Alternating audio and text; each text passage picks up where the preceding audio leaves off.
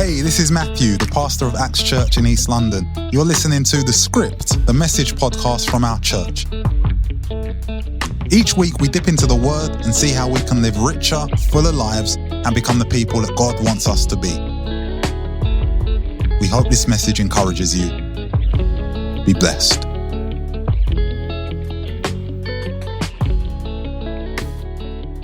So a few weeks ago, a family asked me to help them with something, but it was quite an involved process that had multiple stages. So first of all, I had to go to their home twice to help with some administrative paperwork. I then had to, at a given time at my house, do some additional administrative work. Then I had to go to the local council office at another time to have a DBS check done. And as things stand, I'm waiting for another date that they're going to give me when I'm going to have to go back again to do some further administration. The truth is, it has been quite a drawn out process, but it was a very worthy request. The reason they were asking me to do something was something very worthy, very deserving. So I didn't mind making the time. Plus, I'm very magnanimous. So I knew that you could. Each time they reached out to me, they have said something along the lines of, I'm really sorry to ask, but can you help with this additional phase? Or I'm really sorry to bother you again, but this thing needs to be done today, otherwise the link expires. Or I'm really sorry to have to trouble you again, but can you address this other particular element? And I've been happy to help them, I promise. But I could see that they understood the demands of the request. And what has also been clear through their language, through their tone, through their approach, is that they understand that they have no leverage in this situation. Like sometimes when you need help with something that's kind of particularly big, you have to rely on a little bit of leverage. Like, I really need a hand with this, Rahel. The way that I helped you out with that thing before, remember? Or like, I need a lift to the airport. It's funny how I need the lift. Remember, for a long time, you didn't have a car and you needed a lot of lifts from me. So I need something from you, and there are reasons why you should do this thing for me. I don't want to say you owe me, but are you really going to make me say it? It's leverage. Leverage makes the world go round. These little debts that we kind of hold in the background until such a time comes that we need to cash them in. It's leverage. And sometimes the tables are turned. And sometimes we are the ones that are giving up the leverage. Like if I bring a colleague to come here and to preach for us, particularly if it's a last minute thing and I'm not able to do it and I have to scramble to find somebody who can come and preach. And more often than not, I would have to say to them, oh, let me know when you have a day and I'd love to come and preach for you. I wouldn't. I need something, and so I have to create a future debt that I can leverage today. It's leverage. With this particular family in question, they were very aware in this particular situation that they had no leverage. There was nothing they could do to make me have to help them. It can be difficult when you're in a position of need and you don't have any leverage whatsoever with the only person who can help you. And so what do you do in those instances where you have no leverage? I want to read in your hearing an extended passage, but those of you who know me, I'm never going to make any apologies for that. From the Old Testament book of 1 Samuel, from verse 1 to verse 11. I'll be reading from the New Revised Standard. You're welcome to follow in. If you have a hard copy Bible, if you have a device, it will be on the screen also for you to follow along. Equally, if you just want to listen, you're welcome to do that. I'll try and read as clearly as I can. 1 Samuel chapter 1. 1 Samuel chapter 1 from verse 1. And it reads as follows. There was a certain man of Ramathaim, a Zuphite from the hill country of Ephraim, whose name was Elkanah, son of Jeraham, son of Elihu, son of Tohu, son of Zuph, an Ephraimite. He had 2 wives. The name of one was Hannah, and the name of the other was Peninnah. Peninnah had children, but Hannah had no children. Now this man used to go up year by year from his town to worship and to sacrifice to the Lord of hosts at Shiloh, where the 2 sons of Eli, Hophni and Phinehas, were priests of the Lord. On the day when Elkanah sacrificed, he would give portions to his wife Peninnah and to all her sons and daughters. But to Hannah, he gave a double portion, because he loved her, though the Lord had closed her womb. Her rival used to provoke her severely to irritate her because the Lord had closed her womb. So it went on year after year. As often as she went up to the house of the Lord, she used to provoke her. Therefore Hannah wept and would not eat. Her husband Elkanah said to her, Hannah, why do you weep?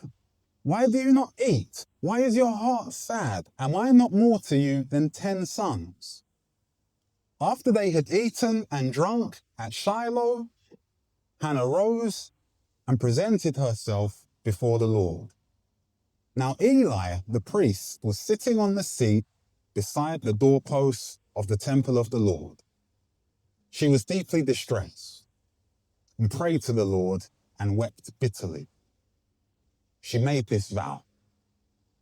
O Lord of hosts, if only you will look on the misery of your servant and remember me, and not forget your servant, but will give to your servant a male child, then I will set him before you as a Nazirite until the day of his death. He shall drink neither wine nor intoxicants, and no razor shall touch his head. Hannah lived in a time and a place where her value was attached to her ability to bear children. And she is married, but there are no fruits of the union, at least not in her fruit basket, because her husband also has another wife and there is plenty of fruit from that marriage. And so everybody knows that the issue isn't with him. And so this fertility issue means that Hannah is perceived as having no real significant value within her community. And if we wanted to be patronizing, and I hope we never do, but if we did, we could sit here and say, don't worry about what the world thinks, Hannah. That's just noise. Ignore that stuff. Shut all of that out. But Hannah's primary issue isn't dealing with the world. It's dealing with somebody within her old household. Because her husband's other wife, Peninnah, she's really the problem here. The text actually uses the word, and it's a very rare word, it uses the word rival to describe her. And so every day, the sound of children in the household would be a reminder to Hannah of what she did not have without anybody even having to say a word. But Peninnah did want to say a word. And they weren't nice words. They were cutting words. They were unkind words, deliberately chosen to hurt and to grieve. The book of Proverbs tells us it is better to live in a corner of the roof than a house shared with a contentious wife. And those of us who maybe know that text, we would assume that it's talking about from a husband's perspective. But Hannah will tell you what that verse is talking about. She knows what it is to share a home with a contentious wife. It's a living hell. It has compounded the pain and the misery that she was already carrying. And so one year during the family's annual trip to make their yearly sacrifice, she went to the house of the Lord and she poured out her heart. The text says that she was deeply distressed and she wept bitterly. There is no one better to whom you should pour out your heart, because the Lord is close to the brokenhearted. He catches all of their tears in a bottle. So Hannah prays to God through the tears, and she says to him, O Lord of hosts, if only you would look upon my misery, if you would remember me, if you would give me a son, then I will set him before you as a Nazirite. A Nazarite was an individual who had made a vow to live a life of special devotion to God. And all of their choices, all of their actions, all of their behaviors were meant to flow out of this deep-rooted commitment to God. There would also often be a degree of separation that accompanied the vow, separation from the world in order to underpin this commitment to God. John the Baptist, who we famously read about in the New Testament, the voice crying out in the wilderness, he is presumed to have been a Nazarite. That separation, that uncompromising nature is the embodiment of full commitment to God, even at the expense of a conventional life around conventional people. It is a very serious thing to be a Nazarite. Hannah prays to God a serious prayer, making a serious commitment to do a serious thing. If you give me a son, I will set him before you as a Nazarite. Well, the family returns home at the end of this short time of presenting offerings before God, and Hannah returns home with her husband, and God does remember Hannah. She conceives and she bears a son, and she names him Samuel, meaning God has heard. After Samuel is born, at the appointed time, Hannah's husband Elkanah is preparing the family to once again make their annual trip to go to the house of the Lord to present their offerings. And Hannah says, I'm not going.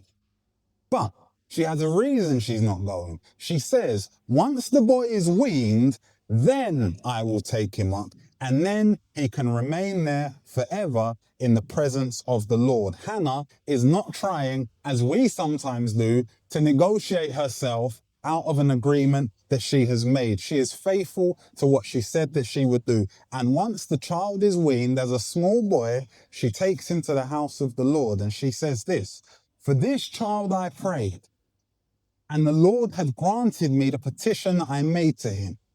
Therefore, I have lent him to the Lord. As long as he lives, he is given to the Lord. She left him there for the Lord. Let the weight of these words settle on our hearts. Hannah desperately needed something, and God was the only one who had the power to provide what she needed. She says to God, if you give me a child, this thing that I need, I will make him a Nazarite to serve you forever. And we could say to ourselves, I see what's happening here. I recognize this. She's trying to leverage God. Like, if you give me something, then I'll give you something. Like a quid pro quo. And this isn't leverage. That would in fact be to downplay what Hannah has done. This is something far deeper than leverage. This is sacrifice.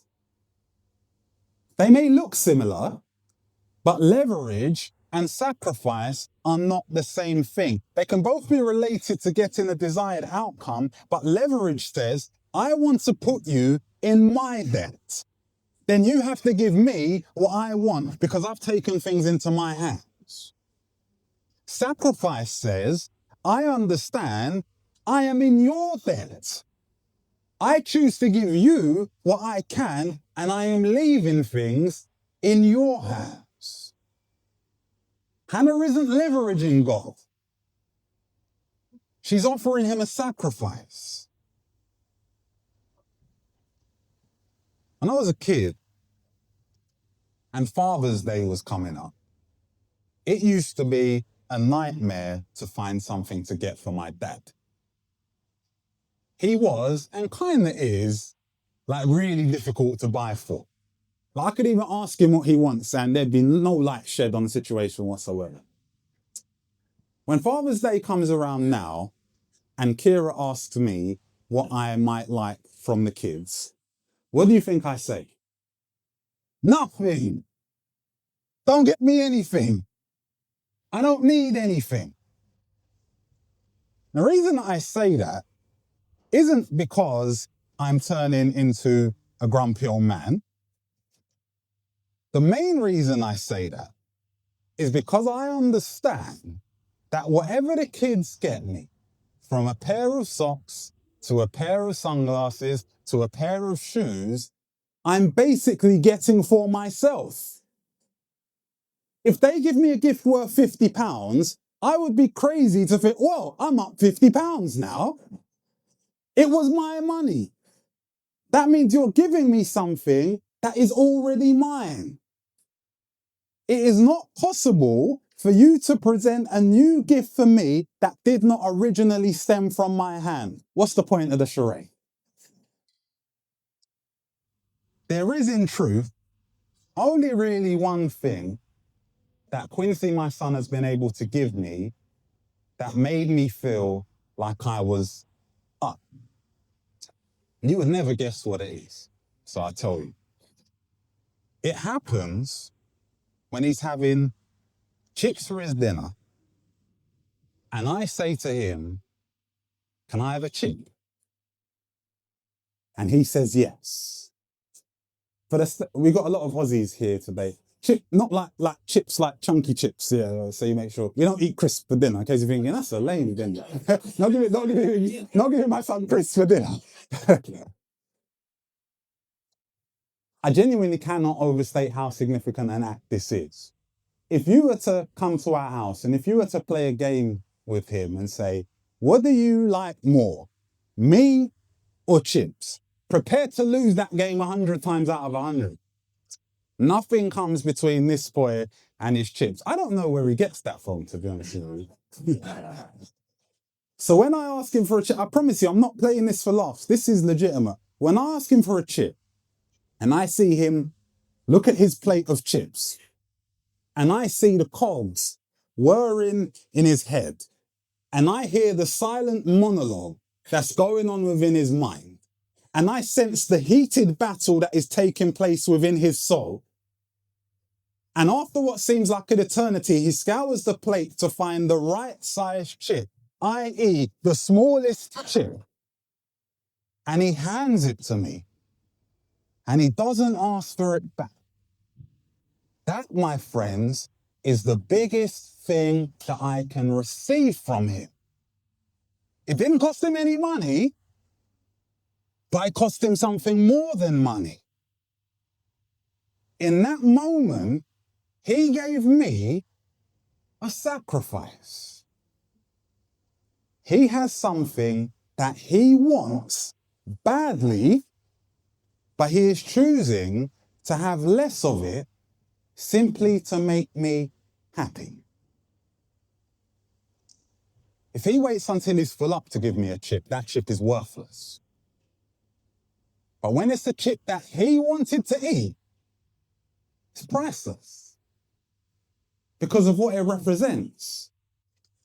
Here's something that I want, but I would rather in this moment, in this microsecond, before I change my mind, I would rather you have it than me. My heart swells with pride. In that moment, I'm telling you, I will do anything for him. Because I know more than any other person on earth what it costs for him to give it to me. And the funny thing is, if he gave that chip to his sister, I would be just as pleased as if he gave it to me. Because it isn't about my gain. I bought the chips. They're all mine. He cannot give me increase. It's about observing him choose to have less in order to make me happy. Because in that moment, he's thinking about my heart at the expense of his heart. And that's what a sacrifice is. So it's not the fact that you gave, my boy. It's the fact that you chose to go without to please me. And I am pleased. Hannah wanted a child. Like desperately wanted a child. She has desperately wanted a child for many years, but something is different now. Because she's no longer approaching God exclusively thinking about what I want for me. She's approaching God thinking about what I want for you. This child will be of benefit to you before he is of benefit to me. I believe that I benefit more from seeking what pleases God than I do from seeking what pleases me. And so as much as it will please me if you give him to me, it will please me more to give him to you. There is going to come a time in each of our lives when we desperately want something from God. Something that is only in his power to give. What you need to understand is that you cannot leverage God. But Lord, remember when I did this? No. But Lord, if you do this, then I will go here. No. But Lord, remember all this time I've been faithful. No. There is nothing that you can do to leverage him into your debt. There is nothing you can do to make God owe you one. Don't look at Hannah and mistake this as somebody trying to leverage God. Lord, if you do this, then I will do that, and then we're all evens. This is not leverage. This is sacrifice. This is a lady saying to God, I don't have anything to offer you. What can I render unto Jehovah? The only thing I can give you is the thing that I actually need. You alone understand the cost. I'm offering you a sacrifice. I will choose to have less of the thing that I want in order to please you. This will be for your benefit before it's for my benefit. That level of sacrifice moves any father's heart deeply. When you're not just thinking about you, when you're thinking about him, even at your own cost. And when you think about what pleases God, even at your own cost, in that moment, you are never more like God. Because that's what God does. Like all the time.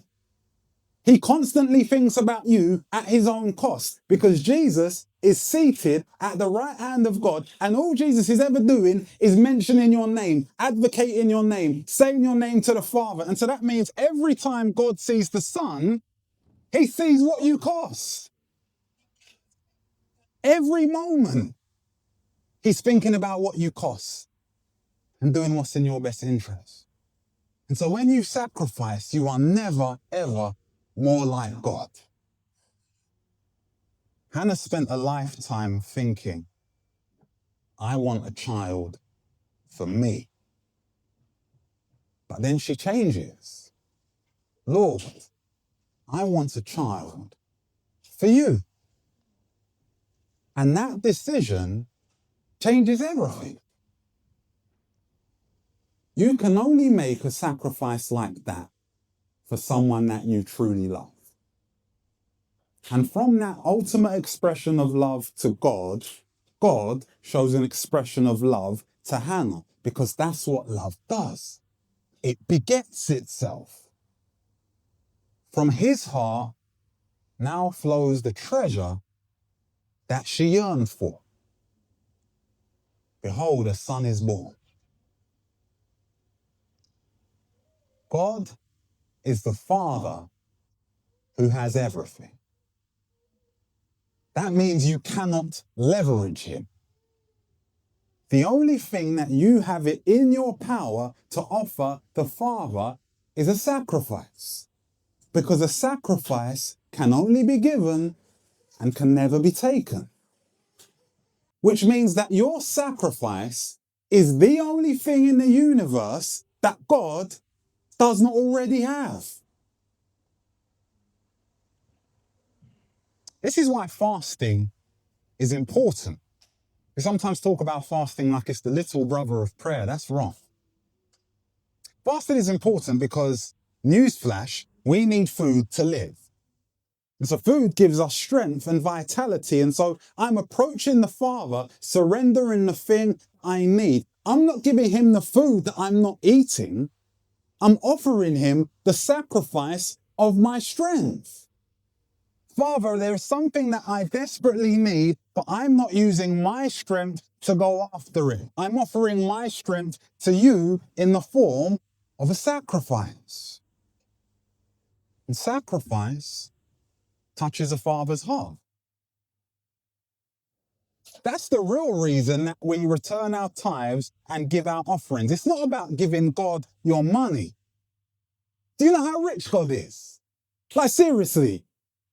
He uses gold for pavement.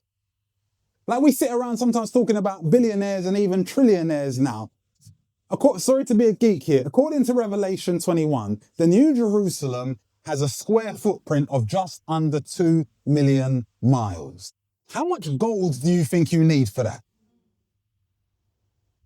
God doesn't need money. We need money. And that's the point. So I give money to the church, but really I'm offering God the sacrifice. This money will be for your benefit before it's for my benefit. And sacrifice touches a father's heart. This is one of the reasons that we celebrate the Sabbath and we rest from work. We think that we need all of the hours in the day and all of the days in the week in order to do the things that we need to do. But when I celebrate the Sabbath, that's 1/7 of my week. Which means it's not just 1/7 of my week, it's 1/7 of my life. That's a lot of time. There are a lot of things I could be doing with that time. I could be achieving, I could be building, I could be earning with that time. But I am offering him the sacrifice of my own interest. This time will be for your benefit before it's for my benefit. And sacrifice touches a father's heart. I would imagine that every single one of us seated here would say that we want to see God moving in our lives. If you really want more of God moving in your life, then you will have to accept less of things that are important to you. Because it's not leverage, it's sacrifice. When God took on humanity in the person of Jesus, he became all of us. And he approached the Father and he said, I need to clear the debt that humanity has accrued, but as a man, I don't have anything that I can give you to cover the debt. I don't have any currency. I don't have anything that isn't yours. The only thing I can offer you is sacrifice.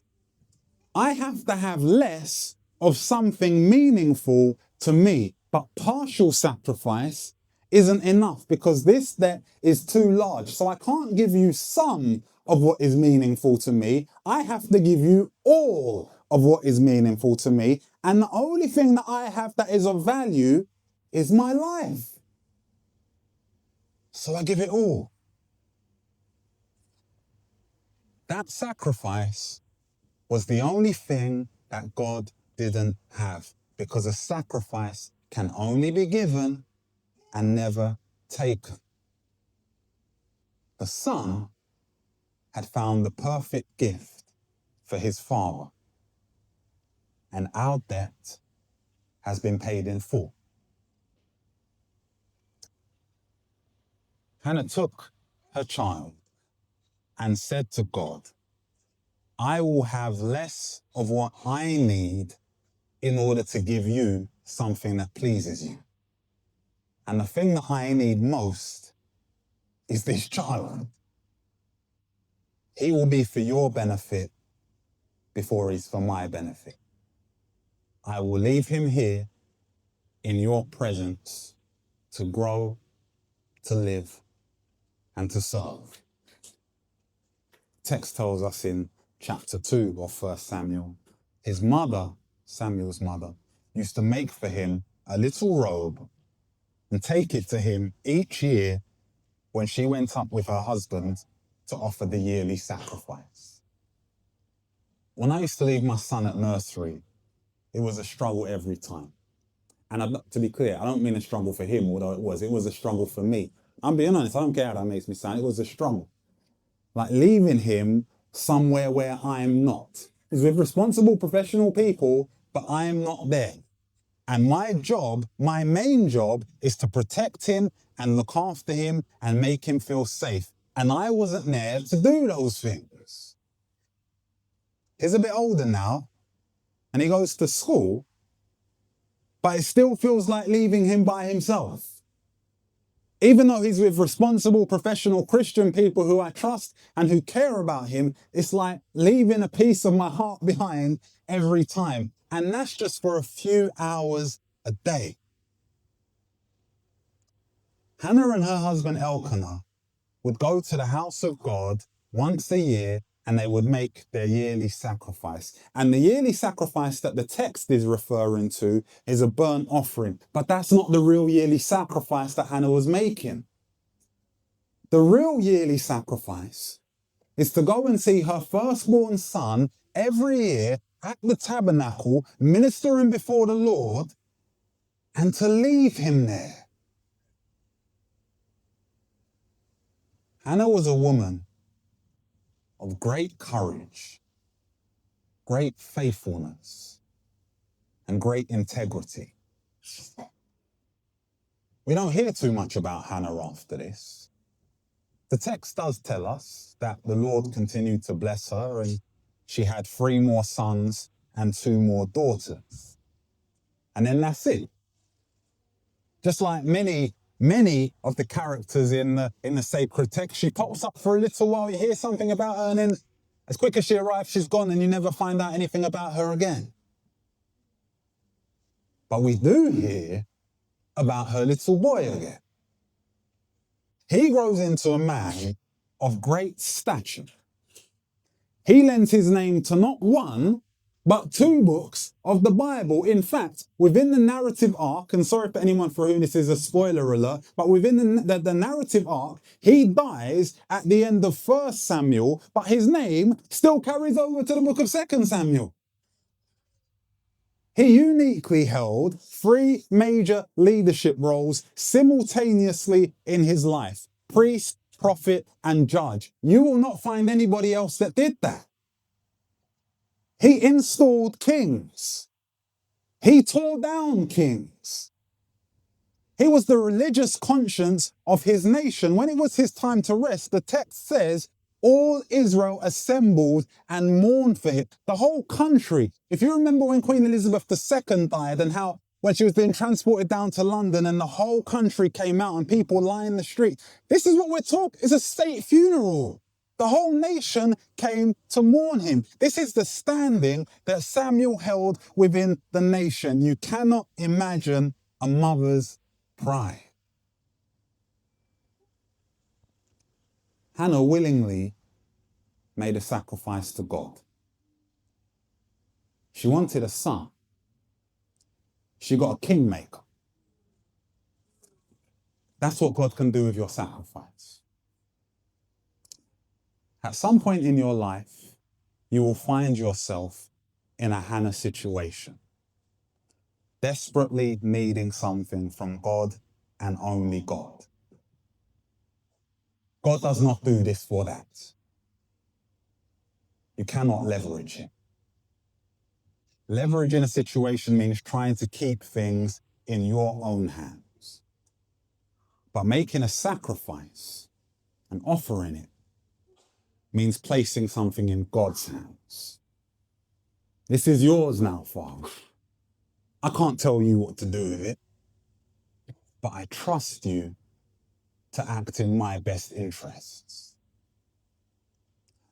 God sees every act of putting him before yourself. No fast ever goes unseen. No act of giving ever goes unseen.